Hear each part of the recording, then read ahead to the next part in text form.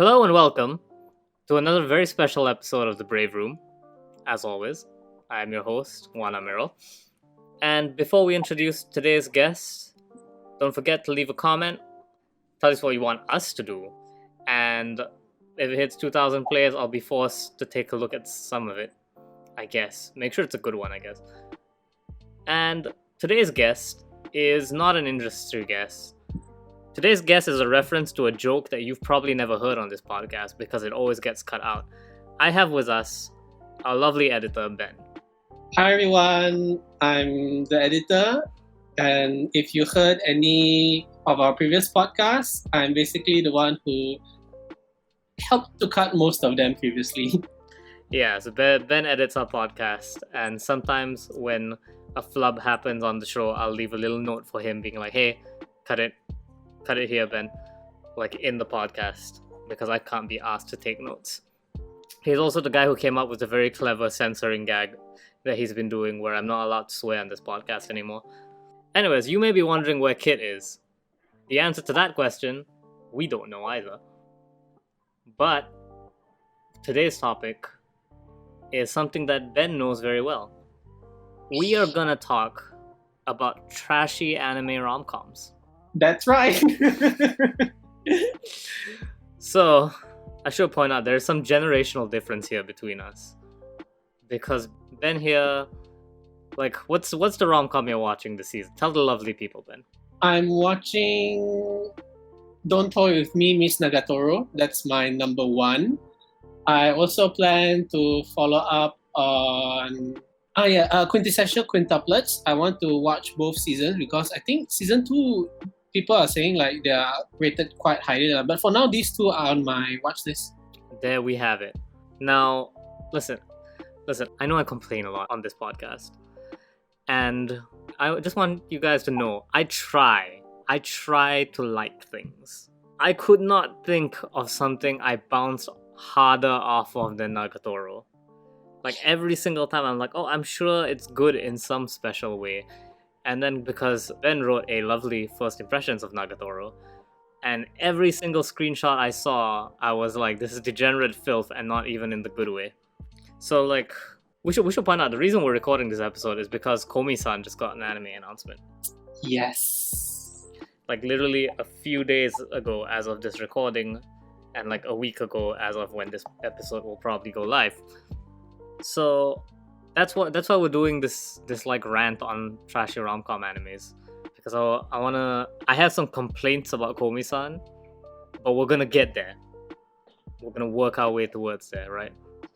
So Ben, I think we'll put the kibosh on quintuplets first. Let's talk about Nagatoro first. All right. So briefly summarize what is Nagatoro. You have a senpai, a nerdy senpai, who just likes to spend time by himself, drawing paintings, pictures, his own manga, so he's a complete nerd. And then you have Nagatoro, who is his junior, who just happens to always wants to bully him. Like, it's not just like simple teasing or like, hey, no, this is outright physical, sexual harassment. And yeah, it's just that. It's every episode is just senpai getting bullied the hell out of by Nagatoro. Yeah, it's this weird thing.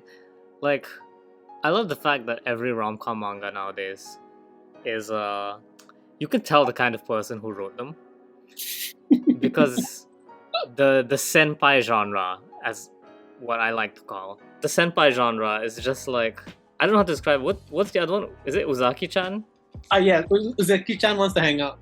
Yeah, it's this, you need to have like this girl who's basically a dog in human form, because all they want to do is hang out with you, but they have no sense of like self-awareness, I guess. And they're like, no, senpai has to hang out with me but my way. And I feel like Nagatoro is like the extreme of that, right? Because like you said, the whole sexual harassment. Yeah, Nagatoro is that one anime where I think in a lot of animes you kind of see like, oh, if the roles were reversed, this anime is going to like burn, you know. Everybody's gonna hate it if the guy harasses the girl this way. But Nagatoro's case, if the roles were reversed, I'm pretty sure someone is gonna probably get sued because of how like degenerate it is. Yeah, you're free to go into more detail. I haven't seen like a single episode. All I saw was like Ben's screenshots of the anime, and I was already like, I'm a hard pass on this. Well, I think primarily, of course, we already know, you know, it's pretty much for degenerates. I'm not afraid to admit I'm one of them. And I think, yeah, it's basically to a lot of people like my generation or people who have trouble hanging out with people who are quite shy, you know, and a lot of times you have this like fantasy, oh, wouldn't it be nice if, you know, someone just doesn't mind our anti-socialness and just, you know, just likes to hang out with us, which actually is not the case. You know, if you are introverted or shy, most of the time you're not gonna be able to make friends as easily. But it's just this fantasy that, oh, you know, someone just wants to be in our face all the time, and it triggers feelings inside of us, you know, like, oh, I won't say please step on me, but yeah, like, oh, you know, oh crap, you invaded my physical boundary. That means you like me, and oh, you know, oh god, this is so horrible. But yeah, it's basically degeneracy 120%. I have to say I don't hate the genre as a whole, because like another of my favorite manga is Yancha Gyaru no Anjo-san, yeah, which is pretty similar as well. It's just I don't know how to describe it because it tones down on the bullying, but is more towards the teasing. Like Anjo-san's whole thing is like she's literally just like, oh yeah, I'm gonna make this guy have a crush on me, and like tease him about it constantly. Anjo-san, I read a bit, and I think what really stood out for me for Anjo-san was definitely those shots where they kind of show her bra. You know, there was a lot of those scenes, and I'm like, oh crap, you know, this is awakening something within me. The bra shots and I think there were quite a bit of feet as well. Yeah, okay, so I'm a preface. Anjo-san is like super fetishy, because like, yeah, that's the one reason I don't recommend it, is that it is very clearly like someone's like sexual fetish kind of thing. Like the plot itself is good, I just kind of wish the art wasn't always so lewd, I guess. And I think the reason I would rank it above Nagatoro is that I really don't like the exaggerated faces in Nagatoro. Well, I think this really depends on person to person, because Nagatoro's expressions are by far the most exaggerated faces that I've ever seen in anime. You know, they're downright pushing. I think like what is like the proportions, or like what is that sort of balance of how they stretch the faces and all that. So it becomes very, very expressive, but at the same time it becomes like, oh, you know, this is dangerous. Like, but fun fact, the mangaka for Nagatoro is a hentai artist, is Nanashi. Actually, I'm not so sure the gender, but basically the background is already in hentai. So that explains why a lot of the facial expressions, why a lot of the suggestive poses, they look very like dangerous, and it's because it is inspired from a lot of hentai artwork. Okay, wait. Before we get some angry comments here, I should point out I am not against this in general, because one of my favorite anime ever is Kakegurui, which like super leans into this. The problem with Nagatoro is that from what I've seen is it's always benign stuff. Like, okay, do you need to make Gesugao face over like what, I don't know, a mechanical pencil or whatever?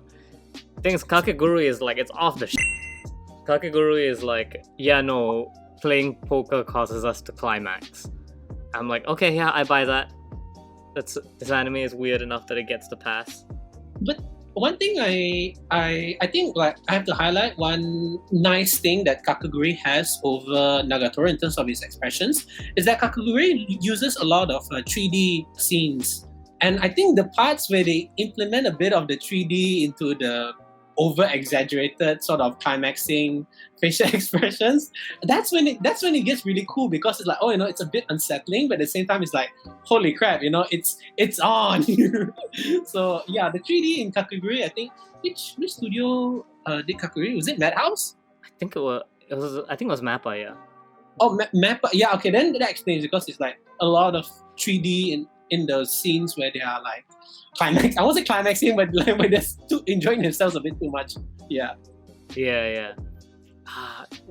It's definitely the Mob Psycho studio, I think. I don't know. Then it's Madhouse then. We'll look it up later. Someone will tell us in the comments. If there's anything I know, it's people love to listen to anime podcasts to correct people for whatever they got wrong. But yeah, we are slowly moving up, by the way, the rom-com ladder here. So I think one of my absolute favorite of this shy guy meets like extroverted girl who likes him is, I've mentioned this to you before, it's Sonobisk Doll, which is getting an anime was it this year? I know it's getting an anime, and I'm very excited for it. So this one, like, it starts off as that trope, the extrovert girl and shy guy, and then like in one chapter it like completely drops it, and it's just like a really good rom-com because of it. It's about like this girl who wants to cosplay but can't sew for shit. As like this introverted guy who's really good at sewing, and so like he offers to help sew for her, and then their relationship starts from there. It is so freaking good, because like I think the thing that this manga has that stuff like Anjo and Nagatoro don't have is that the girl character has a full personality that does not involve the male lead. Yeah, frankly speaking, I feel like that is something that's kind of lacking in a lot of manga or anime in this genre, where if you remove let's say the male or the female character, then the other character is basically like a brick wall. So I think like having fully fleshed out characters who are perfectly fine by themselves, and they do not need to like depend on the other person for everything, I think that's a change of pace that I'm more than welcome to check out more, especially in manga and anime of this genre. Yeah, definitely. Also, I should point out the main character of Sonobisto, Marine, her personality, naturally, she is a massive piece of shit. She is like a super degenerate, plays ecchi games, and my favorite thing is they play it completely straight. It's not like, hold on, let me just read a quote from this manga, this amazing manga. This is played like completely straight, no like hyper exaggerated faces or anything. I become healthy when I see such underboob. This is a thing she says about a character. Oh, so it's a thing she says. Okay. I thought it was something that the guy would say. No, the dude is like, they were looking at a character to cosplay. I can't remember which character they were trying to cosplay, and he was just like, oh my god, like the character is like barely wearing anything, like you can see her boob, and she's like, yeah, it's part of the charm. I become healthy when I see such underboob.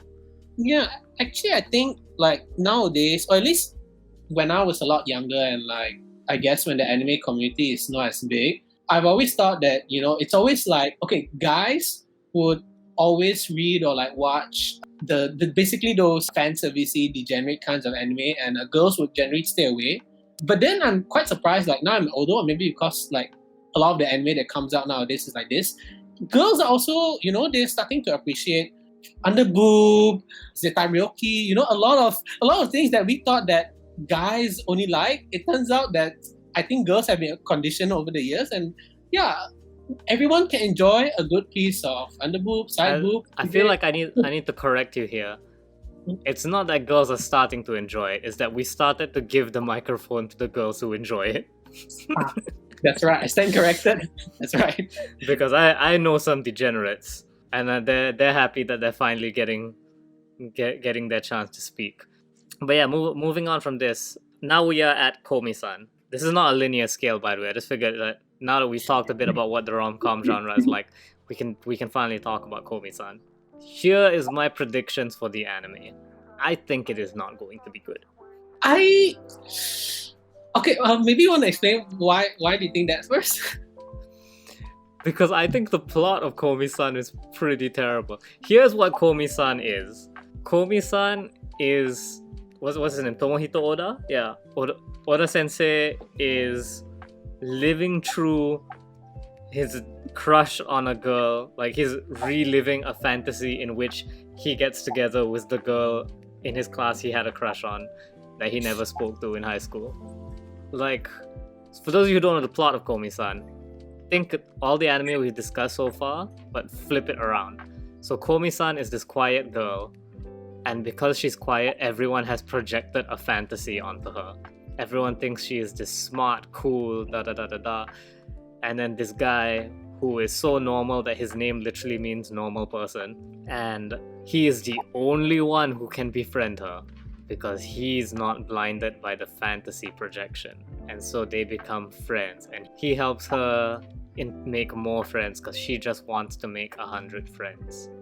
And that's actually a really strong premise if it weren't for the fact that, like, I don't know how to describe it, but Komi-san is one of those characters who, despite the fact the entire anime is about people unnecessarily projecting onto her, the fandom has weirdly projected onto her in this kind of way. If you go to like the Komi-san subreddit, there's always this like, I drew Komi-san as this character from another anime, and and I'm just like, oh, you just like her because she's pretty and, you know, is there for you like to project fantasies on. Like, the character was designed in such a way that she doesn't have any dominant personality traits, and that's pretty much like, I feel like the anime would bring that out more than the manga does. Also, to point out, the manga is like 90% text boxes. Like, it's not dialogue, it's text boxes, like narrator speaking text boxes. No idea how the hell they're gonna make that into an anime. I mean, to me, the first time I heard of Komi-san was during the whole...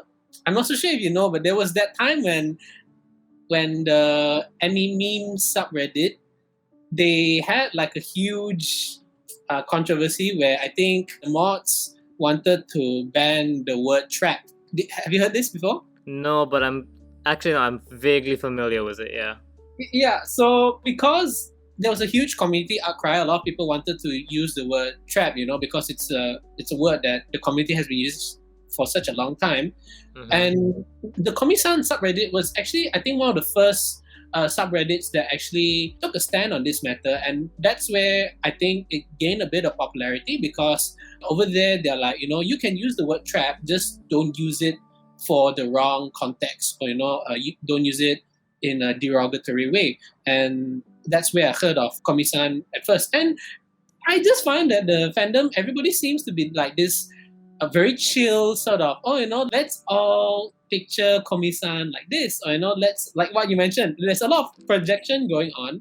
And I think that, frankly speaking, I don't think Komi-san will be like very challenging to adapt into an anime. And I think for most of the manga fans, as long as they see all the panels moving and coming to life, I think that's more than good enough, I guess. Will it be super spectacular?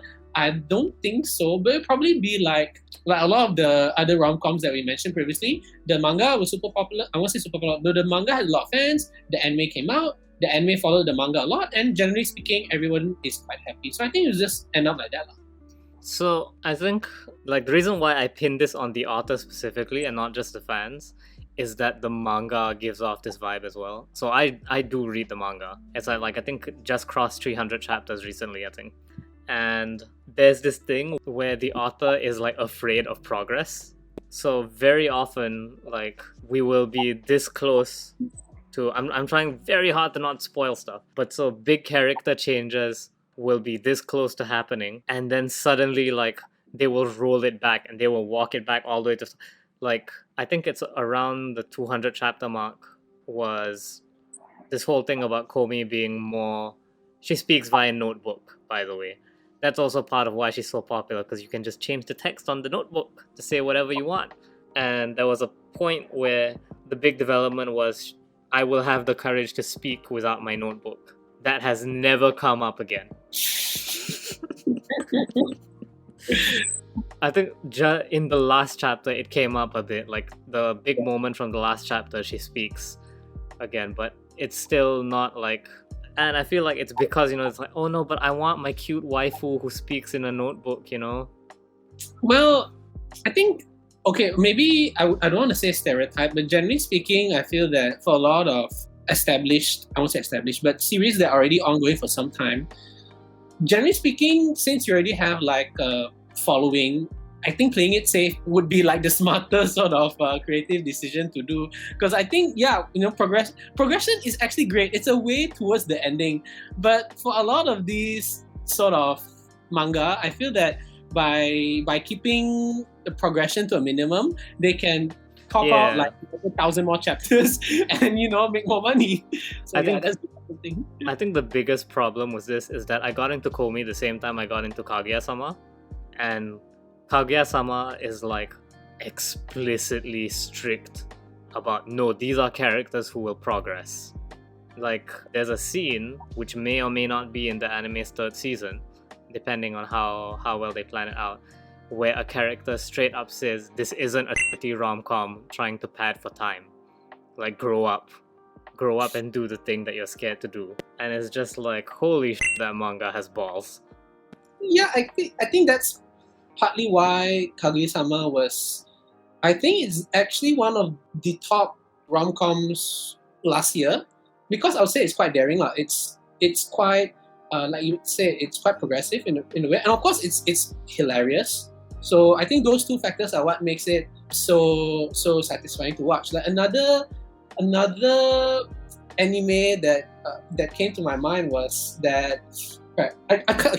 Forgive me for not remembering the Japanese name. I only remember it as something about my love comedy. Okay, I can't remember the name, but basically it's one of the animes in the past. I think like last season or 2 seasons ago, where it finally got its season finale after like 10 years or so, and then after 10 years, finally fans see like the proper like confession or the conclusion to the main character's relationship, and it took them 10 years. I won't be surprised if some people actually died, waiting to actually see how their favorite ship would turn out. But yeah, it can be agonizing to like, I love this series so much, but then it's never gonna reach its conclusion, so I'm gonna give up. And I think that's where Kaguya-sama basically like, I'm here for you. I know what it feels like to have your relationship left outside. I should just point out, you said you don't know the name of the series. It took 10 years waiting for a confession. You could have easily been describing NBC's Supernatural.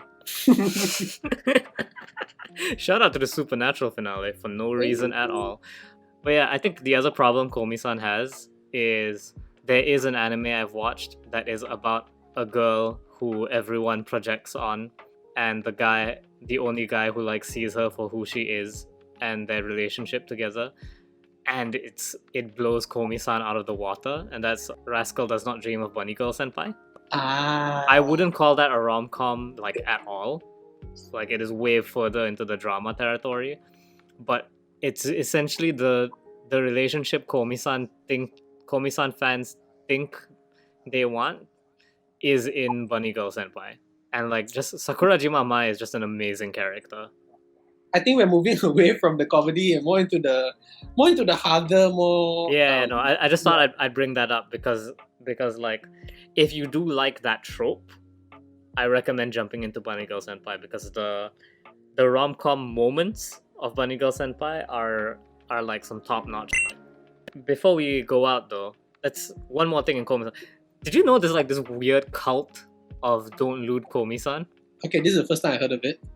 Yeah, no, I think it's one of the rules on the sub as well, that you can't post Komi-san lewds. I know people reference it in the comments a lot. Like, if someone draws Komi-san like little too sexy, people get mad, but you shouldn't lewd Komi-san. And I'm like, first of all, if you read the manga, you see like the manga chapter covers. Go tell that to Oda. There is some questionable stuff. It's not like explicit, but it's enough that you can smell the horny. You can smell it. It's there. It's not like Nagatoro or definitely not Anjiro-san levels of bad, but you can smell it. If you're the white knight who says that no, Komi-san should remain pure at all times, go talk to Oda. I feel like it's the same or very similar sort of vibe to Pekora fans, Pekora from Hololive, where basically there's this, like, everybody feels like when they discover like a lewd or like slightly NSFW pick of Pekora, and people are like, this feels kind of wrong. But I am actually in that camp, but the thing is, with Komi-san, they think they're doing a fictional character a favor. With like, oh, I will protect you. Whereas Pekora, it's more like, this is your, like, Pekora is in the best friend category. It's like, oh, I have no feelings towards this person. I don't want to see them like this. True. Which is, again, I mentioned this in the episode with Shanto.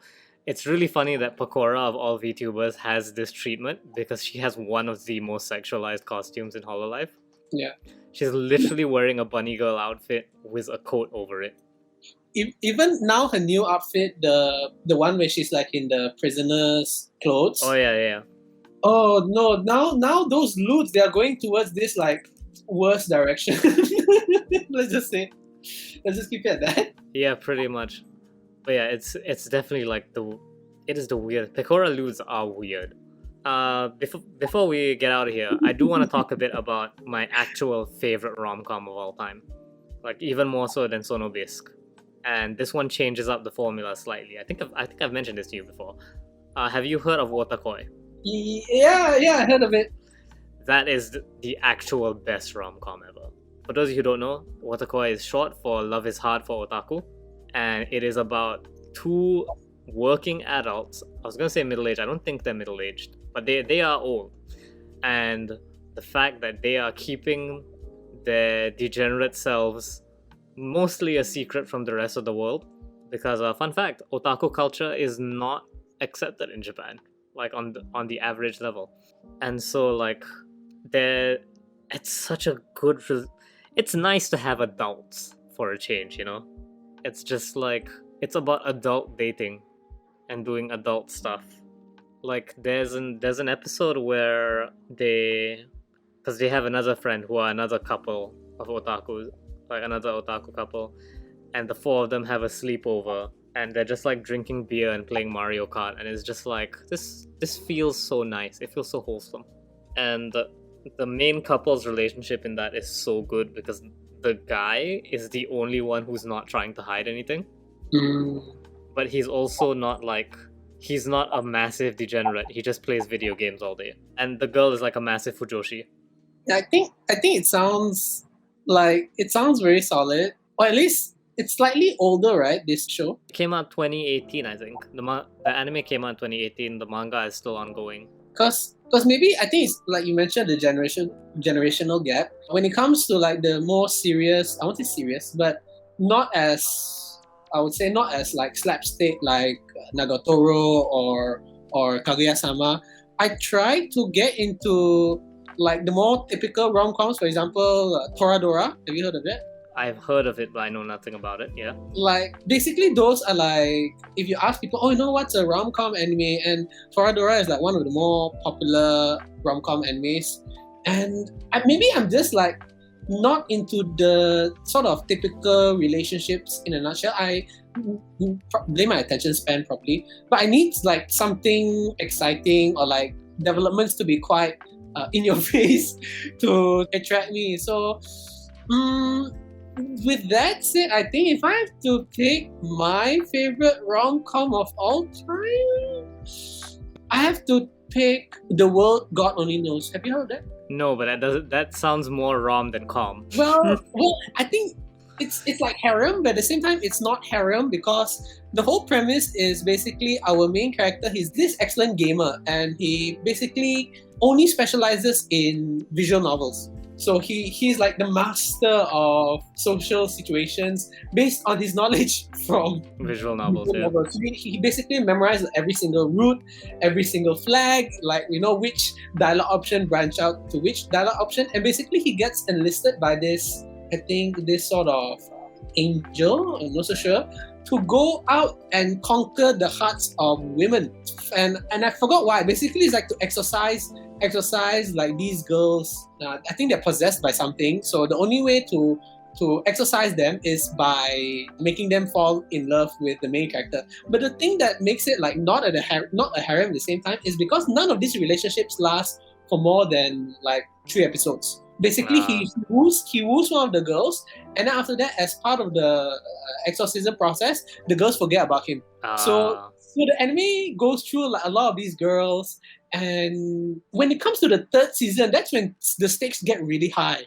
Like for some reason, basically season 1, season 2, it's like this very like episodic, maybe like 2 episodes on one girl, 2 episodes on one girl. But when it comes to 3rd seasons, suddenly he has to revisit all the girls from before, and like some of them actually remembers the time they spent together. So then it becomes like, oh crap, this is so much more complex. And at the same time, there's like stakes. If it doesn't save them like enough, like somebody might die or something like that. And the shift in tone in the 3rd season was like really, really dramatic. And I think that's why I like it, because suddenly like everything is dialed up to 100, and he has to seriously think of his relationships now, and not just like, let me go and woo this girl, or go for this route. So yeah, I like it because I think that's kind of refreshing. Yeah, I should point out like one last thing before we get out of here about Wotakoi. Wotakoi has one of the most refreshing lines ever, which is because for the entire series, like the girl has had a normal dating life. The whole reason she gets together with this guy is that she usually dates normal guys, and then they dump her when they find out she's like a fujoshi or whatever.